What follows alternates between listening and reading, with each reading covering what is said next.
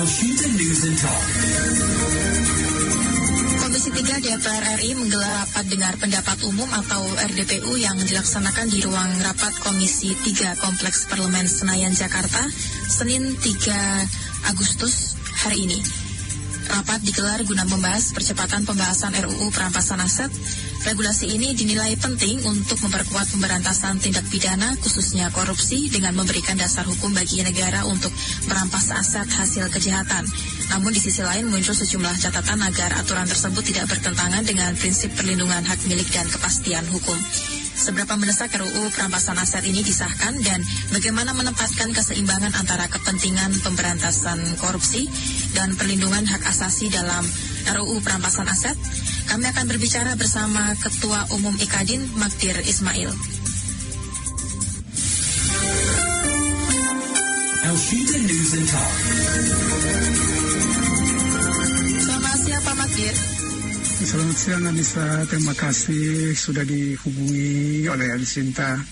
Iya Pak Magdir, tadi kami juga sempat menyimak ya terkait dengan RDPU dan Pak Magdir juga sempat hadir di sana ya Pak, yang memberikan masukan juga di sana.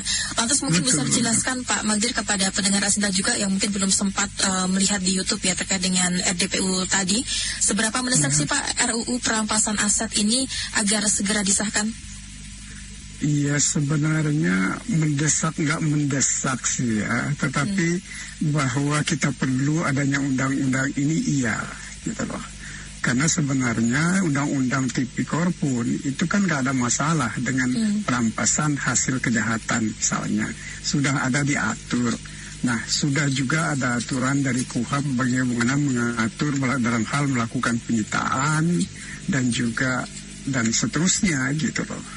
Nah, tetapi kan sekarang ini yang jadi problem adalah khusus terhadap keadaan-keadaan tertentu, aset-aset yang diduga sebagai hasil kejahatan kan tidak bisa langsung serta-merta disita. Ada satu proses terlebih dahulu. Nah, diharapkan oleh banyak pihak bahwa undang-undang perampasan aset ini adalah sebagai jalan pintas itu, gitu loh. Meskipun kalau buat saya ya saya termasuk orang yang tidak begitu setuju dengan cara-cara yang terlalu dipaksakan gitu loh. Ya, karena bagaimanapun juga yang harus kita hindari dalam hal proses perampasan aset itu kan harus jelas diatur terlebih dahulu. Ya, misalnya kemudian bagaimana aset seperti apa yang boleh dirampas atau boleh disita terlebih dahulu itu seperti apa. Itu yang pertama. Kemudian yang kedua, kemudian keterkaitan orang yang memegang aset itu dengan kejahatan itu seperti apa. Mesti jelas seperti itu. Nah, jadi makanya saya katakan tadi, mendesak nggak mendesak sih sebenarnya, meskipun kita perlu itu. Hanya saja memang ada kekhawatiran banyak pihak bahwa undang-undang ini akan digunakan untuk untuk yang tidak boleh, yang harus dicegah itu kalau undang-undang ini digunakan nantinya untuk melakukan tindakan-tindakan hukum tertentu terhadap lawan politik gitu loh. Ini yang tidak boleh terjadi. Ya. Iya. Lantas Pak Magdir, mungkin saya menanggapi dulu terkait dengan kekhawatiran ini Pak. Apa sih yang perlu disiapkan Pak apabila ada kekhawatiran misalkan undang-undang ini digunakan untuk hal yang sebenarnya tidak boleh ya atau bertentangan? Ya, saya kira begini, bagaimanapun juga perlindungan terhadap hak asasi itu kan mesti jelas disebutkan di dalam undang-undang ini. Misalnya aset seperti apa yang boleh disita, itu pertama. Kemudian keterkaitan aset itu dengan kejahatan seperti apa, ya. Yang terjadi sekarang ini misalnya kalau kita bicara tentang undang TPPU, cukup sering aset-aset yang tidak begitu jelas hubungannya dengan kejahatan itu langsung disita. Bahkan tidak jarang misalnya aset-aset orang yang sebenarnya tidak perlu disita dilakukan penyitaan. Misalnya salah satu contoh dalam banyak perkara korupsi, rekening orang kan langsung saja dibekukan, bahkan termasuk gaji pun ya gaji orang pun rekeningnya bisa dibekukan. Nah, saya kira ini yang harus dipikirkan. Apalagi kalau misalnya menyangkut rekening perusahaan. Kalau rekening perusahaan misalnya langsung dibekukan, itu kan akan menyangkut hajat hidup pegawai, orang banyak yang punya keluarga yang bekerja di situ. Nah, hal-hal semacam inilah yang harus kita jaga supaya tidak terjadi penyalahgunaan atau apa yang biasa kita sebut dengan abuse of power dengan alasan penegakan hukum. Makanya kami selalu katakan tadi bahwa penegakan hukum ini harus menimbulkan kepastian hukum, keadilan dan kemanfaatan. Nggak ada manfaatnya kalau ada karyawan, ratusan karyawan, ratusan kepala keluarga yang tidak mendapat gaji gara-gara rekening perusahaannya, tempat mereka bekerja itu dibekukan oleh aparat penegak hukum. Nah, ini yang harus kita jaga, ya. Iya. Pak Magdir, sebelum kita lanjutkan, kita akan coba panggil pendengar ya, apabila ada yang mau berkomentar ataupun ikut bertanya. Kita juga di sini berbincang bersama Pak Magdir Ismail, Ketua Umum Kadin pendengar. Silakan telepon di 021-586-9000, WhatsApp dan juga SMS di 081-180-6543. Pak Magdir, ada pertanyaan seperti ini. Salah satu yang menjadi perhatian publik itu adalah apakah aset seseorang bisa dirampas ya meskipun pelakunya belum diputus bersalah oleh pengadilan. Lantas gimana sih sebenarnya konsep yang sedang dibahas dalam RUU ini? Tadi sempat dijawab juga oleh Pak Magdir, namun boleh mungkin diberi penegasan kembali. Ada juga pertanyaan seperti ini, Pak Magdir. Dalam kondisi seperti tersangka meninggal dunia, kemudian melarikan diri ke luar negeri atau menjadi buronan, apakah negara juga dapat nih tetap merampas aset yang diduga berasal dari tindak pidana? Lantas apa dasar hukumnya, Pak narasumber, mohon pencerahannya. Ada dua pertanyaan, boleh ditanggapi Pak Magdir. Iya, kalau saya sih berpendapat bahwa apapun hasil kejahatan itu termasuk orang meninggal karena kemudian orangnya sudah meninggal dunia atau melarikan aset itu, ada bukti permulaannya, ada bukti yang tegas bahwa itu hasil kejahatan, itu nggak ada masalah disita atau dibekukan, ya, karena itu kan ada proses hukum yang sebenarnya bisa diuji, ya. Jadi misalnya kalau orang itu sudah meninggal, maka yang berhak untuk keluarganya, anak atau istri, benarkah bahwa aset yang disita itu sebagai aset hasil kejahatan, gitu loh. Ya, jadi saya kira ini ada masalah sih kalau menurut hemat saya. Panjang aturannya dibuat secara tegas dan jelas. Nah, sekarang itu yang kita perlukan, gitu loh. Aturan yang tegas dan jelas. Nah, misalnya seperti begini.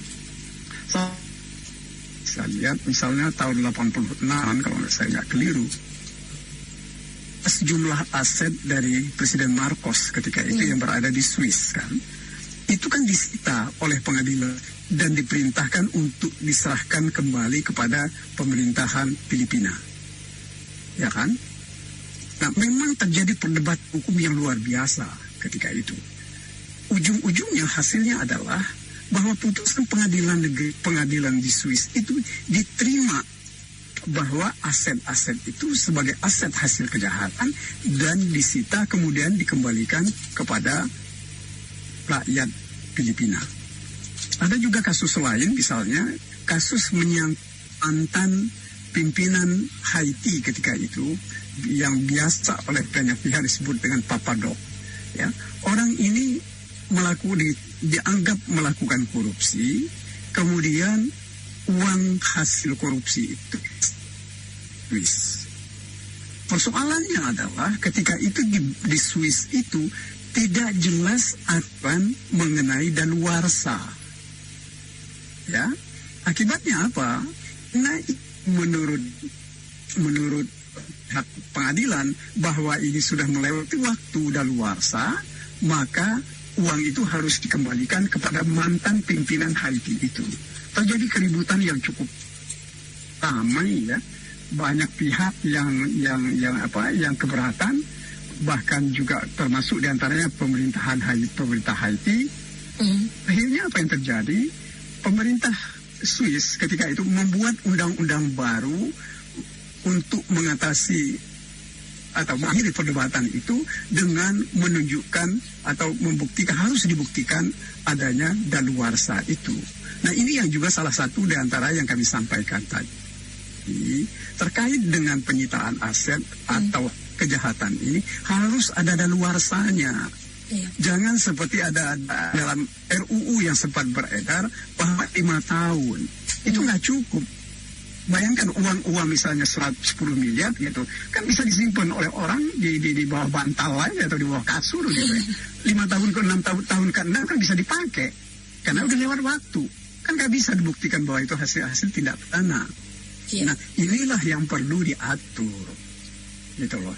Nah, saya sih mengusulkan tadi itu bisa kita pakai misalnya dengan mempersamakan terhadap daluarsa dari hukum pidana, misalnya korupsi. Korupsi itu kalau orang dianggap melanggar pasal 2 ayat 1 atau Undang-Undang Tipikor karena pasal 603 atau 607 Undang-Undang Tipikor, maka terhadap orang ini daluarsanya itu adalah 18 tahun. Karena ancaman hukuman pada kedua pasal itu 20 tahun atau seumur hidup. Nah, ini yang mesti kita ikuti, itu yang mesti dibuat dan ditegaskan di dalam RUU ini. Ini pentingnya bukan hanya untuk melindungi hak masyarakat, tetapi juga untuk melindungi hak asasi orang yang harta kekayaannya dirampas. Gitu. Baik. Pak Magdir, sebelum melanjutkan ada pendengar yang sudah menunggu Pak di line telepon, boleh ya kita sapa terlebih dahulu Pak Magdir. Halo Pak Ito, ada Pak Ito dari Lampung ya. Halo Pak Ito. Selamat siang Pak narasumber. Selamat siang Bapak, silakan Bapak. Selamat siang. Sebelum saya menyampaikan sesuatu, saya mau narik napas dulu nih sebagai masyarakat yang istilahnya dimarginalkan oleh hukum di Indonesia ini. Tadi dulu saya narik napas kuat enggak ya saya? Kok heran saya mah Pak, hukum di Indonesia bagi yang punya uang, hukum bisa dipermainkan begitu saja. Tapi bagi masyarakat yang kurang mampu secara ekonomi, masyarakat jelata, rakyat jelata, kalau kita istilahnya maling motor yang mahal-mahalnya cuma 25 juta, hukum segera ditegakkan dan dikundulin itu rambutnya. Tapi bagi koruptor yang maling uang rakyat miliaran disambut dengan senyum dan penuh dengan sopan santun tata krama oleh penegak hukum. Hukum macam apaan Indonesia ini Pak? Jujur kalau kayak gini terus Pak, saya mau pindah negara aja lah Pak, tapi minta pesangon dari pemerintahnya Pak, karena negara ini sangat berpihak sama oligarki dan koruptor, bukan berpihak pada rakyat Indonesia. Hatur nuhun. Iya. Ada kritik ya dari Pak Ito. Ada pendengar lagi Pak Robert di Cimahi Jawa Barat. Boleh sekalian ya Pak Magdir ya, nanti sekalian bisa ditanggapi. Silakan Pak Robert. Selamat siang penyiar. Siang, silakan Bapak. Ya.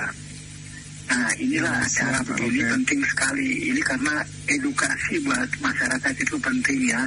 Jadi bukan hanya perampasan aset, tetapi di dalamnya kan ada aset yang mana yang harus dirampas. Jadi betul-betul harus dibuktikan.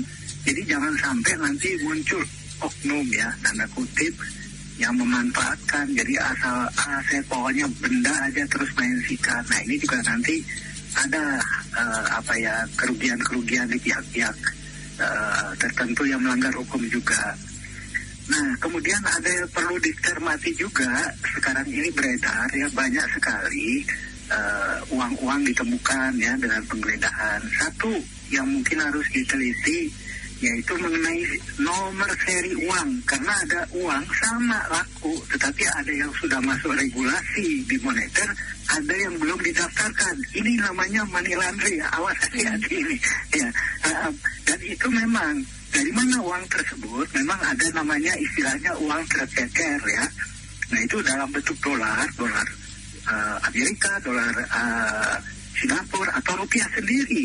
Tapi itu Bank Indonesia pasti tahu itu nomor seri. Nomor seri mana yang sudah masuk regulasi dan yang belum. Nah, itu kebanyakan kan hanya nilai jumlahnya.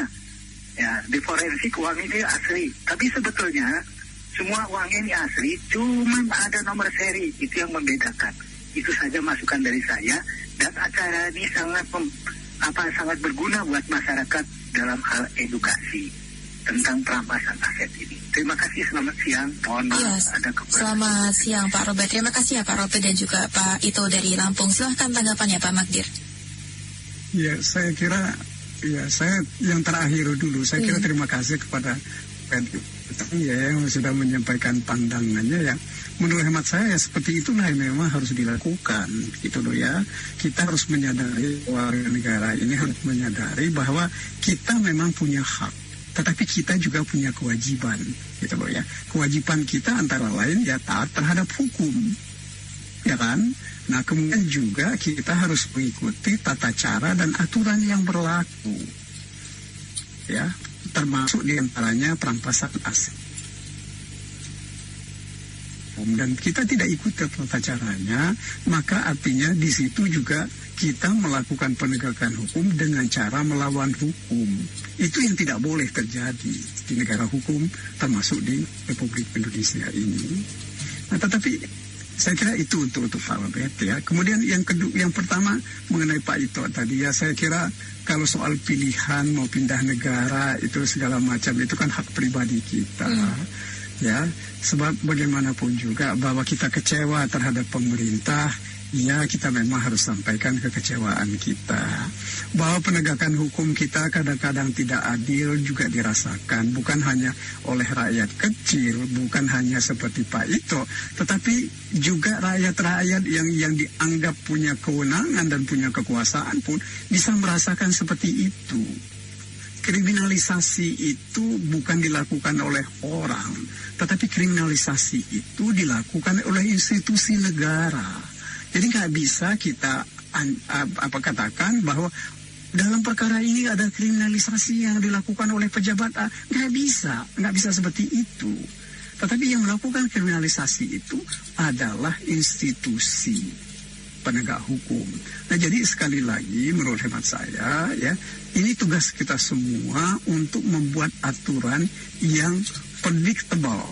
Selama ini ya, keluhan banyak orang, terutama teman-teman orang-orang asing gitu loh ya, hukum kita ini unpredictable. Ini bedanya dengan di Amerika misalnya. Kalau di Amerika hampir sudah pasti orang melakukan kejahatan ini ancaman hukumannya segini. Kalau kita kan enggak, itu tergantung dengan keyakinan hakim. Nah itu menjadi salah satu persoalan. Kalau hakimnya tidak yakin, ya orang bisa dibebaskan. Meskipun banyak pihak yang mengatakan bahwa orang itu bersalah, ya kan? Nah tetapi kalau hakimnya yakin bahwa orang ini bersalah, meskipun banyak orang mengatakan orang itu tidak bersalah, ya hakim bisa saja memutusnya orang itu bersalah, gitu loh. Nah ini saya kira yang harus kita atur, termasuk diantaranya misalnya aturan mengenai perampasan aset ini. Gunanya undang-undang perampasan aset ini supaya aparat penegak hukum termasuk hakim tidak salah di dalam menghukum orang.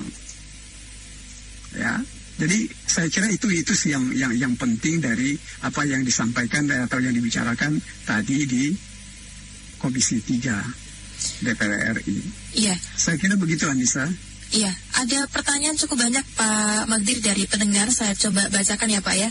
Ini juga sudah ditunggu-tunggu oleh pendengar. Ada 4 pertanyaan yang banyak sekali. Saya bacakan satu persatu Pak Magdir. Ada dari Pak Likin.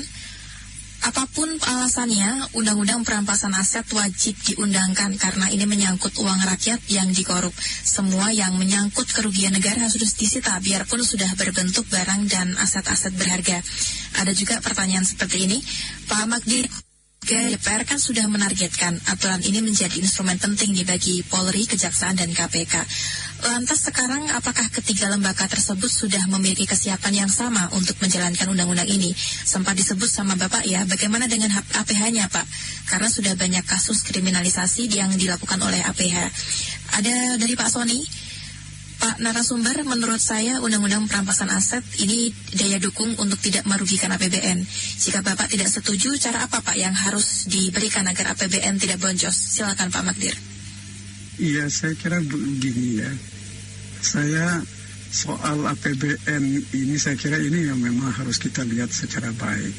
pelaksanaan, pengawasan dan lain-lain itu memang harus dilakukan. Ini kan menurut hemat saya salah satu tugas dari Dewan Perwakilan Rakyat itu adalah mengawasi pemerintah. Ya, nah disinilah peran daripada kontrol terhadap penggunaan aset-aset negara. Itu saya kira yang pokok. Tanpa ada pengawasan yang kuat, apakah oleh DPRD atau DPR, maka ya jangan heran kalau terjadi begitu banyak penyalahgunaan kewenangan. Begitu. Kemudian selanjutnya mengenai hal yang lain. Ya memang buat kita undang-undang ini memang harus segera ada. Agar supaya tidak terjadi penyalahgunaan kewenangan, penyalahgunaan kekuasaan oleh aparat penegak hukum. Makanya kami tadi termasuk saya setuju bahwa segera undang-undang ini harus disahkan. Tapi dengan catatan dan dengan cara bahwa undang-undang ini tidak boleh melanggar hukum nantinya. Ya, undang-undang ini memang betul-betul harus bisa dilaksanakan dengan itikad baik. Nah ini yang penting dalam menyusun undang-undang ini, seperti saya katakan juga tadi, jangan sampai nanti digunakan oleh pihak lain untuk melawan atau untuk menghancurkan lawan politik. Kan berbahaya kalau undang-undang ini digunakan untuk seperti itu. Ya, jadi kalau bicara tentang undang-undang perampasan aset, kita perlukan itu dengan segera, gitu loh. Tapi sekali lagi tidak boleh juga kita terburu-buru mengesahkan undang-undang yang tidak lengkap dan tidak melindungi hak asasi. Sebab bagaimanapun juga kepentingan adanya undang-undang itu adalah untuk melindungi hak asasi manusia. Baik. Begitu, Anissa. Pak Magdir, ada komentar ya, tapi sudah terjawab. Tadi saya juga akan bacakan supaya tidak terlewat dari Pak Triyono Sadida dari Semarang. Jangan sampai RUU perampasan aset nantinya dimanfaatkan penguasa untuk menghabisi lawan politik. Kemudian komentar yang sama juga ya, tadi ada dari Pak Sahdani. Bagaimana mungkin korupsi bisa hilang dari negara ini apabila pejabat atau dewan selalu khawatir apabila undang-undang perampasan aset ini dianggap akan digunakan sebagai alat untuk menghantam lawan-lawan politik. Artinya masyarakat kita juga punya kekhawatiran yang sama ya Pak Magdir ya. Dan tadi juga sempat disebutkan oleh Pak Magdir sendiri. Lantas instrumen apa Pak yang kita butuhkan ya untuk mungkin mengantisipasi hal itu Pak Magdir? Nah, makanya justru karena itu yang kami sampaikan juga di DPR tadi, pendefinisian aset yang bisa dirampas itu mesti tegas. Ya, itu satu. Kemudian yang kedua, ada batasan-batasan yang bisa dirampas itu seperti apa. Jangan sampai yang terjadi seperti selama ini. Kalau kita lihat, misalnya penerapan undang-undang TPPU. Bayangkan kalau perusahaan yang sedang berjalan karena dianggap melakukan tindak pidana korupsi, lantas seluruh rekening dibekukan. Iya. Akibatnya apa? Akibatnya perusahaan itu tidak bisa memberikan gaji dari karyawannya. Nah, perusahaan akan mati dan juga karyawan-karyawan itu hak hidupnya tidak dilindungi. Nah ini salah satu persoalan yang akan terjadi kalau ini tidak diatur secara baik. Makanya itu yang kami usulkan, pengaturan-pengaturan tentang hak dan kewajiban itu harus dilakukan. Misalnya saya mau ambil salah satu contoh saja misalnya, tentang kepailitan. Undang-undang kepailitan kita misalnya masih mengatur hal-hal yang boleh disita dan tidak boleh disita. Kalau untuk biaya hidup itu nggak perlu disita, ya. Makanya rekening orang itu nggak bisa dibekukan semena-mena begitu saja, gitu loh. Begitu Anissa.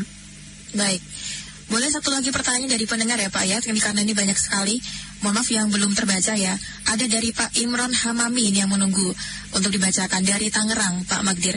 Saat ini sudah ada regulasi untuk menampung uang hasil korupsi yang dibawa kabur ke luar negeri dengan dibelikan Patriot Bond atau Merah Putih Bond.